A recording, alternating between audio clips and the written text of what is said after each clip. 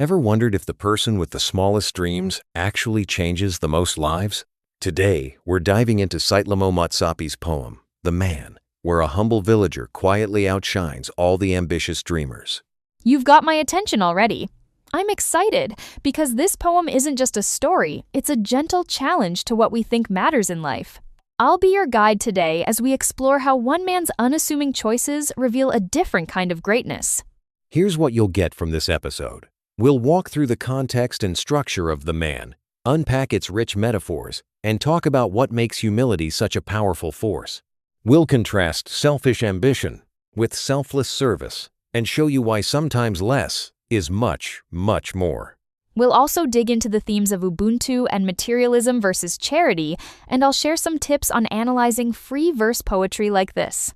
Let's get started with the setting of the poem, because that's where everything begins. So, the poem's speaker grew up in a rural village before moving to town, right? That contrast feels central from the start. Totally. There's this sense of nostalgia, but also a real distance. The speaker's physically left the village, but emotionally, he's still connected, especially when he sees someone from his past. That someone is the man, who comes into town one rainy day, and it's almost like the rain itself signals his arrival, something quietly special, almost magical. It's such a gentle way to introduce him. The rain isn't dramatic, more like a quiet blessing, hinting that good things follow in this man's footsteps. At first, the speaker calls him an almost forgotten acquaintance. I find that interesting, like he's not flashy or memorable, just peacefully present. Yes, and the word ambled is so deliberate he moves at his own pace, unfazed by the rush. It's a subtle hint at the man's calm, humble nature, isn't it? Absolutely. It sets him apart from the hustle of city life and from the ambitious dreams of everyone else who left the village. Now, when the speaker remembers growing up, he says everyone wanted to be doctors, lawyers, teachers, the classic high-status jobs. But it's not just about careers, is it?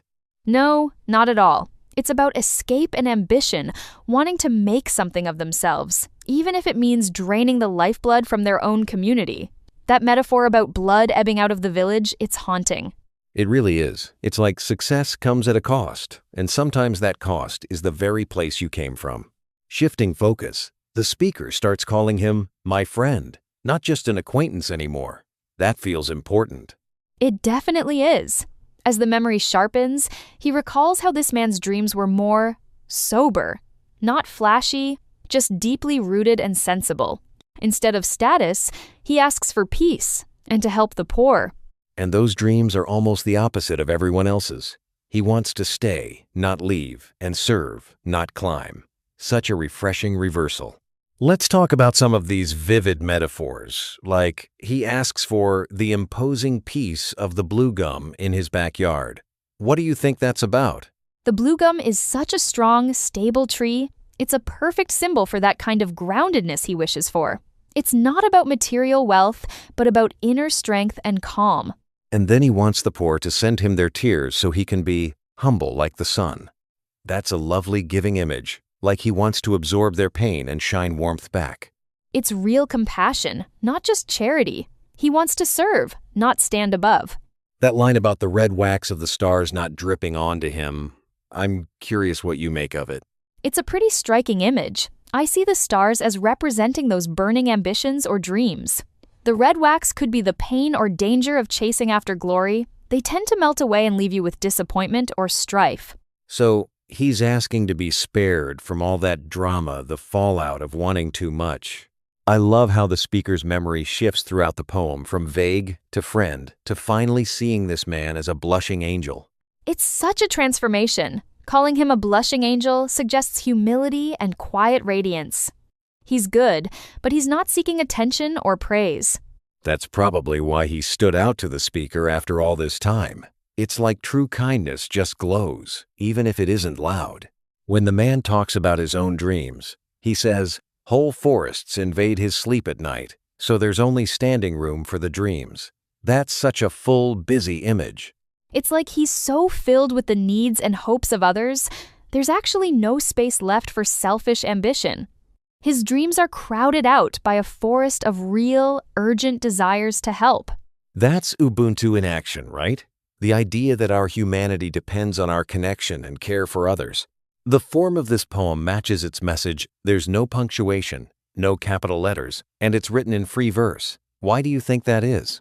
That simplicity mirrors the man's own life. Nothing about him is flashy or overcomplicated. The lack of punctuation makes it feel like a gentle stream of memory, unbroken and unpretentious. It almost invites us to slow down, just like the man himself. Let's put a spotlight on the big themes. First, Ubuntu, the humanity to others. How does the poem show this? It's everywhere. The man lives for his community, not just himself. He wants peace, not prestige, and his dreams are about lifting others, not climbing out alone. And that's the real contrast, selfish ambition versus selfless ambition. Everyone else wants to better themselves and leave, but the man finds his purpose in staying and giving back. That tension between materialism and charity is so relevant, even today. Sometimes, the most meaningful life isn't the one that looks most impressive on paper. Before we wrap up, I think it's worth giving listeners some tips on reading free verse poetry. This style can be tricky if you're used to rhyme and strict structure. Great idea! My biggest tip: focus on the flow and emotions between the lines. Let the enjambment guide you. It's like a breath that carries the thought forward, unforced.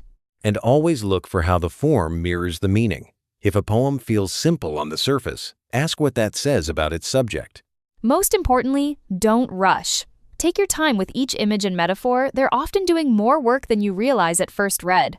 So, 3 things to remember from our chat. First, true greatness isn't always loud. It's often found in humble, unassuming people like the man. Second, there's deep power in living for others, not just chasing personal ambition. Ubuntu, in the poem, reminds us that we're all connected by kindness. Third, the structure and style of a poem can say as much as the words themselves. Simplicity can be its own kind of beauty. If you want to put this into practice, try reflecting on someone humble in your own life. Notice what makes their goodness stand out, and maybe even write a few lines yourself. Thanks for tuning in, and keep seeking meaning in unexpected places.